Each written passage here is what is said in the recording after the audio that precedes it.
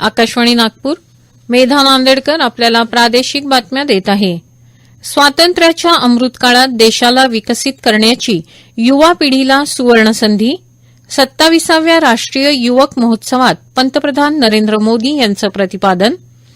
नागपूरच्या मिहान क्षेत्रामध्ये AAR इंडेमार MRO सुविधेचं केंद्रीय मंत्री नितीन गडकरी यांच्या हस्ते उद्घाटन. नागरी उड्डयन मंत्री ज्योतिरादित्य सिंधिया यांनी दिली भेट. खासदार क्रीडा महोत्सवाचं उद्घाटन आज संध्याकाळी केंद्रीय युवा व्यवहार तसंच क्रीडा आणि माहिती प्रसारण मंत्री अनुराग सिंग ठाकूर यांच्या हस्ते होणार. आणि ज्येष्ठ नागरिक प्रतिष्ठानच्या वतीनं येत्या 19 जानेवारीपासून नागपुरात त्रिदिवसीय ज्येष्ठ नागरिक महोत्सवाचं आयोजन. देशाचा अमृतकाळ हा सर्वाधिक संधीचा काळ आहे. आगामी 25 वर्षात देशाला विकसित करण्याची ही सुवर्णसंधी आजच्या युवा पिढीला मिळाली आहे. या संधीचा लाभ घेत युवकांनी आपलं नाव इतिहासात नोंदवलं जाईल अशा दृष्टीनं कामगिरी करावी असं आवाहन पंतप्रधान नरेंद्र मोदी यांनी केलं.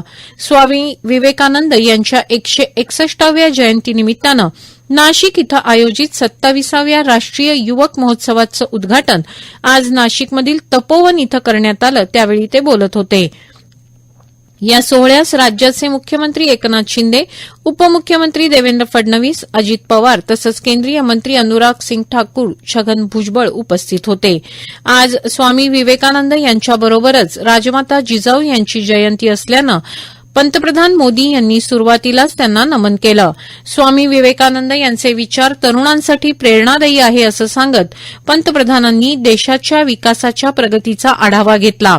भारताची अर्थव्यवस्था 10व्या क्रमांकावरून 5व्या क्रमांकावर आली. संशोधनाचे विक्रमी पेटंट नोंदवले जात आहेत. भारत उत्पादन क्षेत्रात जगातील सर्वात मोठा हब तयार होत आहे. या सर्वांमागे युवा शक्ती हीच महत्वाची आहे असं ते म्हणाले. भारत ही लोकशाहीची जननी आहे. त्यामुळे युवकांनी मतदार नोंदणी करावी तसंच राजकारणात सक्रिय सहभागी व्हावं असंही ते म्हणाले. युवा महोत्सवासाठी महाराष्ट्राला संयोजनपद दिल्याबद्दल तसंच शुभंकर म्हणून महाराष्ट्राचा राज्यप्राणी शेकरूची निवड केल्याबद्दल मुख्यमंत्री एकनाथ शिंदे यांनी आभार मानले. केंद्रीय माहिती प्रसारण आणि युवक कल्याण आणि क्रीडा मंत्री अनुराग सिंग ठाकूर यांनी स्वागत करताना 2047 पर्यंत भारत विकसित करण्याचं स्वप्न पूर्ण करण्यासाठी युवकांनी कटिबद्ध व्हावं असं आवाहन केलं. आज राजमाता जिजाऊ आणि स्वामी विवेकानंद यांच्या जयंतीनिमित्त सर्व शासकीय कार्यालयात त्यांना अभिवादन करण्यात आलं. राजमाता जिजाऊ आणि छत्रपती शिवाजी महाराज यांचे विचार प्रेरक आहेत. त्यांच्या विचारांवरच राज्याची प्रगतीकडे वाटचाल सुरू आहे असं पालकमंत्री दिलीप वळसे पाटील यांनी आज बुलढाणा इथं सांगितलं. पाटील यांनी राजे लखोजीराव जाधव राजवाडा इथं राजमाता जिजाऊ यांच्या जन्मस्थळी त्यांना अभिवादन केलं. राजमाता जिजाऊ यांच्या 426व्या जयंतीनिमित्त सिंदखेड राजा इथल्या राजे लखोजी जाधव यांच्या जन्मस्थळी सकाळी महाअभिषेक पूजा आणि अभिवादन कार्यक्रम पार पडला. त्यानंतर जिजाऊ सृष्टीवर विविध सांस्कृतिक कार्यक्रमांची रेलचेल बघायला मिळाली. नागपूर महावितरण विभागीय आयुक्त कार्यालयांसोबतच विविध संस्था आणि संघटनांकडून राजमाता जिजाऊ यांना अभिवादन करण्यात आलं. भारतातील स्त्रिया अनादी काळापासून विविध क्षेत्रात ठसा उमटवत आहे. महिलांनी सावित्रीबाई फुले, राजमाता जिजाऊ यांचा आदर्श घेत राजकारण, प्रशासन आणि ग्रामीण उद्योगात सक्षमपणे स्थान निर्माण करावं असं प्रतिपादन राज्यसभा खासदार डॉ. अनिल बोंडे यांनी केलं. अमरावती जिल्हा ग्रामीण विकास यंत्रणा आणि जिल्हा परिषदेच्या वतीनं अमरावतीतील सायन्स कोर मैदानात 3 दिवसीय मिनी सरस या ग्रामीण भागात तयार झालेल्या वस्तूंचं प्रदर्शन भरवण्यात आलं आहे. या कार्यक्रमाच्या उद्घाटन प्रसंगी ते बोलत होते. AAR इंडेमार या एअरक्राफ्ट देखभाल क्षेत्रातील कंपनीच्या नागपूरच्या मिहान क्षेत्रामध्ये MRO सुविधेचं उद्घाटन आज केंद्रीय मंत्री नितीन गडकरी यांच्या हस्ते झालं.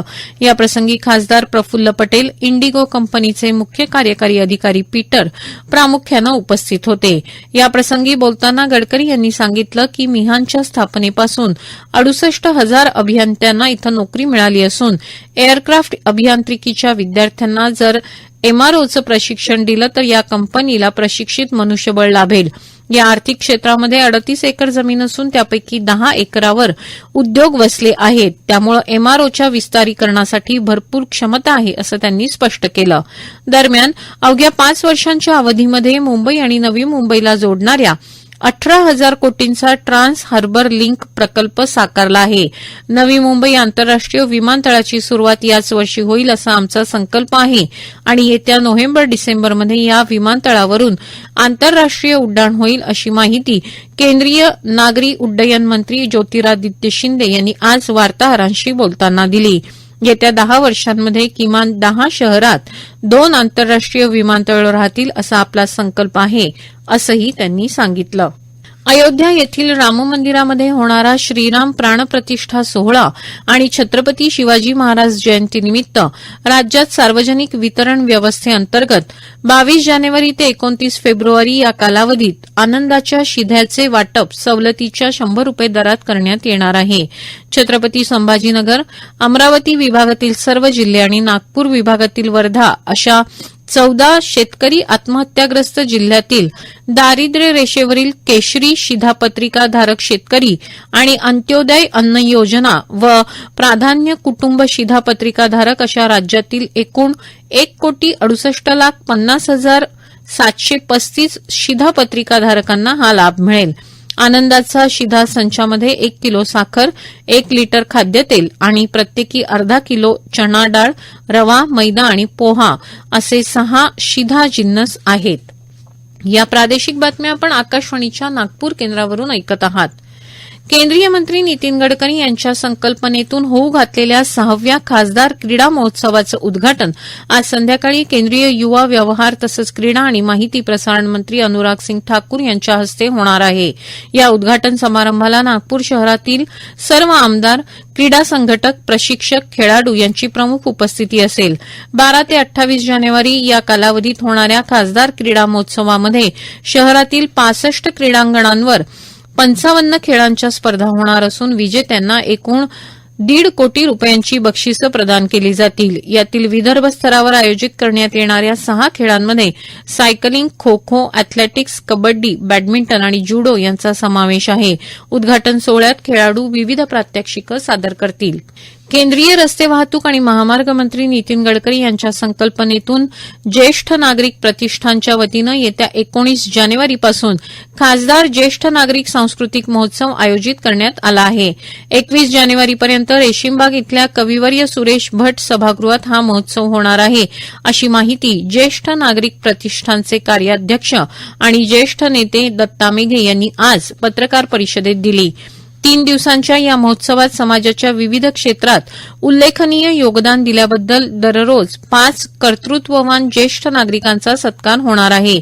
19 जानेवारीला सायंकाळी 5:30 वाजता केंद्रीय मंत्री नितीन गडकरी यांच्या हस्ते महोत्सवाच्या उद्घाटन सोहळ्यानंतर लगेच शास्त्रीय गायक महेश काळे यांचा भावगीतांचा कार्यक्रम होणार आहे. 20 जानेवारीला कोकण कन्या बँडचा लाईव्ह कॉन्सर्ट आणि 21 जानेवारीला आंतरराष्ट्रीय लेखक, दिग्दर्शक, अभिनेते शेखर सेन यांचा तुलसी हा एकपात्री नाट्याविष्कार सादर होईल.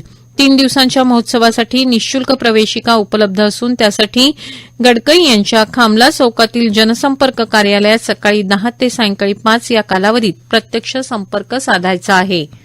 भंडारा जिल्ह्यामध्ये लाखेचं उत्पादन पूर्वी मोठ्या प्रमाणावर व्हायचं, परंतु विक्रीसाठी बाजाराची अनुपलब्धता आणि इतर काही कारणांमुळे हा उद्योग लोप पावत चालला.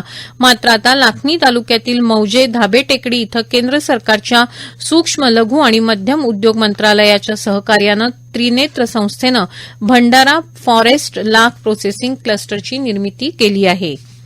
शेवटी पुन्हा काही ठळक बातम्या. स्वातंत्र्याच्या अमृतकाळात देशाला विकसित करण्याची युवा पिढीला सुवर्णसंधी. 27व्या राष्ट्रीय युवक महोत्सवात पंतप्रधान नरेंद्र मोदी यांचं प्रतिपादन. नागपूरच्या मिहान क्षेत्रामध्ये एएआर इंडेमार एमआरओ सुविधेचं केंद्रीय मंत्री नितीन गडकरी यांच्या हस्ते उद्घाटन. खासदार क्रीडा महोत्सवाचं उद्घाटन आज संध्याकाळी केंद्रीय युवा व्यवहार तसंच क्रीडा आणि माहिती प्रसारण मंत्री अनुराग सिंग ठाकूर यांच्या हस्ते होणार. आणि ज्येष्ठ नागरिक प्रतिष्ठानच्या वतीनं येत्या 19 जानेवारीपासून नागपुरात त्रिदिवसीय ज्येष्ठ नागरिक महोत्सवाचं आयोजन. याबरोबरच हे प्रादेशिक बातमीपत्र संपलं. नमस्कार.